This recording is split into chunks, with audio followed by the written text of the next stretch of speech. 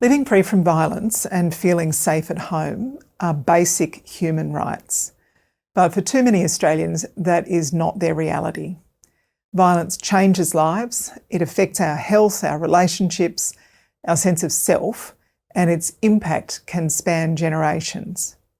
As a government, we're working tirelessly to end family, domestic and sexual violence.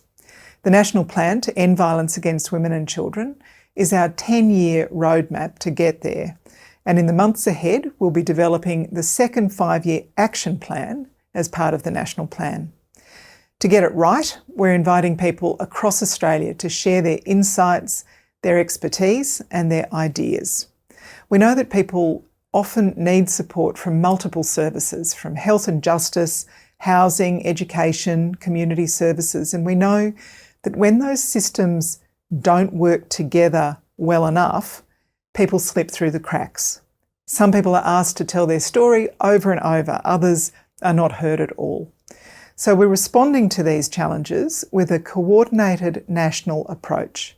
Our government's already invested well over $4 billion to improve the safety of women and children under the first action plan.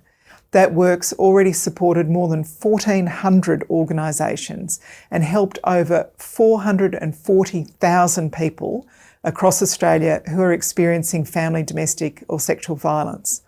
Thanks to the sustained decades-long effort from people committed to ending violence, there has been real progress. There's certainly broader awareness and better understanding across the country. Governments at all levels are committed to evidence-based solutions and more people are reaching out for help. But despite the fact that our culture is shifting, too many lives are still being taken and too many people continue to suffer. And that's why it's critical that we do more. We need to better support our children who live with the experience of violence so that they can recover and rebuild.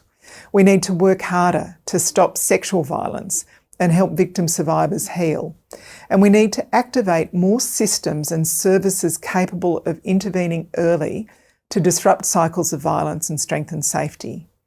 There are no simple answers, but we have to be unified in our goals across governments, communities, workplaces, schools, health and justice systems, and of course, our frontline services.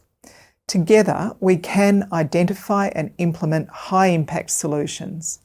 The development of the second action plan under the National Plan is an opportunity to refocus our efforts. We want to hear from anyone who wants to engage, whether that's victim survivors, advocates, service providers, frontline workers, other levels of government, employers, financial services systems, and community leaders. What we hear through these consultations will shape the next action plan, turning conversations into action. We promise to build on what works, respond to emerging challenges, and keep learning from the lived experiences of victim survivors, because we know we can't get this right unless we listen better. Please visit the DSS Engage website to get involved through events, online sessions, surveys, or to share your ideas in writing. However you choose to take part, know that your voice matters and that preventing and ending violence is everyone's business.